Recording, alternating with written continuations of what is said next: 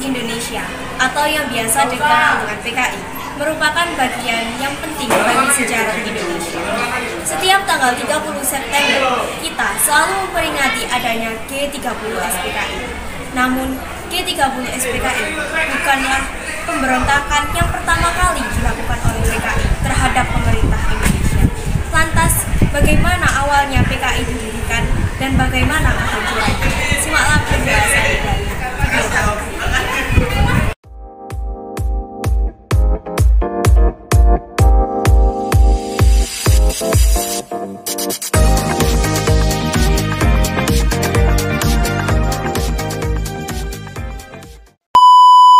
Pada tahun 1914, Hans Neufeld mendirikan sebuah organisasi Perserikatan Sosial Demokrat Hindia atau yang biasa dikenal dengan ISDP.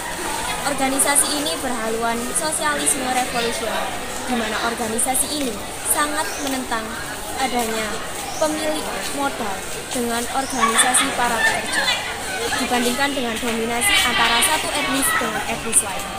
Organisasi yang bisa membantu hak buruh di India, bukan hanya masa etnis atau bangsa. Ide bagus, Jadi bagaimana nama organisasi ini? Bagaimana kalau kita sebut saja dengan Perserikatan Sosial Demokrat India atau PSDB? Ini akan menjadi dasar bagi gerakan revolusioner kita. Pada tahun 1920, ISDP resmi berubah nama menjadi Partai Komunis Indonesia atau yang dikenal dengan PKI. ISDP sudah berjalan beberapa tahun, tetapi keanggotaan kita masih sedikit dan mayoritas dari kita orang Belanda. Kita butuh lebih banyak dukungan dari kaum pribumi agar gerakan kita makin kuat. Kita ubah saja nama organisasi kita, Partai Komunis Indonesia. Dengan begitu, kita akan lebih banyak menarik dukungan. Setuju. Pada tahun 1926, PKI melancarkan pemberontakan secara sepihak terhadap pemerintah Hindia Belanda. Akibatnya, banyak dari anggota PKI yang diasingkan di daerah-daerah terpencil seperti di daerah Papua. Kita harus melawan pemerintah kolonial Hindia Belanda. Ini waktunya untuk revolusi. Bagaimana caranya? Apa kita punya kekuatan? Walaupun banyak resiko, kita tidak bisa terus-menerus ditekan. Serang!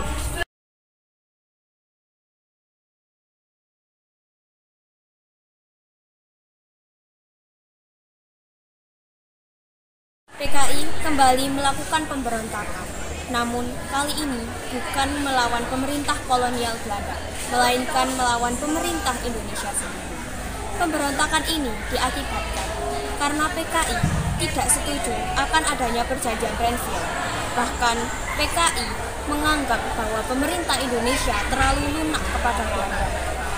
Dan otak dari pemberontakan ini bernama Musso, bahkan menuduh Insinyur Soekarno sebagai seorang pengkhianat.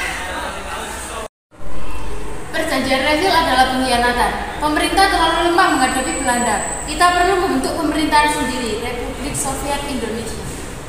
Apa Soekarno akan setuju, Musso? Jika Soekarno tidak mendukung perjuangan ini, dia adalah pengkhianat bagi rakyat.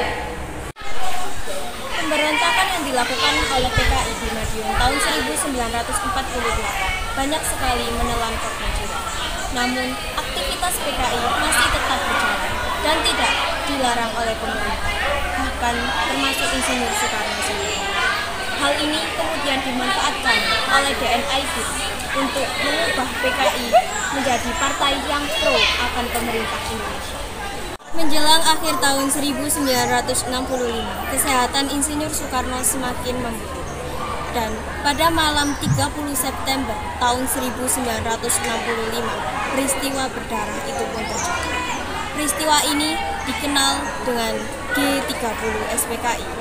Peristiwa ini menewaskan 6 jenderal dan 1 perwira Indonesia. Kesehatan Presiden Soekarno, apa yang kita lakukan?